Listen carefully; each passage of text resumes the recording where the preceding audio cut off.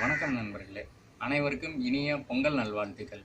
எல்லாரும் மகிழ்ச்சியோட ரொம்ப சந்தோஷமா இந்த திருநாளை கொண்டாடிட்டு இருப்போம். இதை கொண்டாடுறதோட நோக்கம் என்ன அப்படின்றத இன்னைக்கு பார்க்கலாம். அதாவது பொங்கல் பண்டிகை நம்ம தமிழர் திருநாள் அப்படின்னு சொல்லி கொண்டாடுறோம். இது தமிழர்கள் மட்டும்தான் கொண்டாடக்கூடிய விஷயமா அப்படின்னு பார்த்தா அப்படியெல்லாம் கிடையாது. எந்த ஒரு பண்டிகைகள் நம்ம கொண்டாடுறதாகட்டும், அது நம்மளுடைய இந்திய பண்டிகைகள் எல்லாம் நாடு முழுவதும் கொண்டாடப்படக்கூடிய ஒரு விஷயமா இருக்கு. இந்த பொங்கலை நம்ம அறுவடை திருநாள் அப்படின்னு சொல்லி உழவர்களுக்கும் உழவு மாடுகளுக்கும் நன்றி சொல்லக்கூடிய ஒரு நல்ல நாளாக நம்ம பார்த்து கொண்டாடுறோம். இந்த அறுவடை திருநாள் தான் இந்த நாடு முழுவதும் இருக்கக்கூடிய விவசாயிகளுக்கும் உழவர்களுக்குமான ஒரு அறுவடை நாளாக இருக்கு.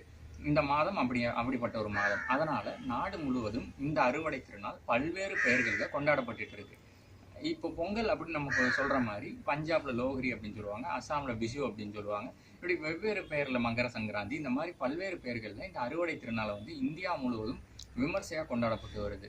இந்த மாதத்துல நெற்களஞ்சியம் எல்லாம் நெல்லால நிரம்பி இருக்கும். அதனால மக்களுடைய மனசும் சந்தோஷத்துல அப்படியே நிரம்பி இருக்கும். அந்த மகிழ்ச்சியை அவங்களுடைய பாரம்பரிய நடனம் ஆடி கொண்டாடுறதும், அந்த அந்த பண்டிகைக்கு உண்டான கலாச்சார நடனங்கள் ஆடி கொண்டாடுறதும் இந்தியா முழுவதும் ஒரு வழக்கமா இருக்கு. ரங்கோலிகள் போடுறது, இனிப்பு. இப்போ உதாரணத்துக்கு நம்ம நெல் விளைவிக்கிறோம், அதனால நம்ம அதை பொங்கலா செஞ்சு நம்ம பகிர்ந்து கொண்டாடுறோம். அந்த மாதிரி ஒவ்வொருத்தரும் கொண்டாடிட்டு இருக்காங்க. இந்த பொங்கல் கொண்டாடக்கூடிய முறை அப்படின்னு பார்த்தீங்கன்னா, நம்ம வீட்லையுமே நமக்கு பக்கத்து வீட்டில் இருக்கிறவங்களும் கொண்டாடக்கூடிய விதமே கூட உங்களுக்கு முற்றிலும் மாறுபட்டு தான் இருக்கும்.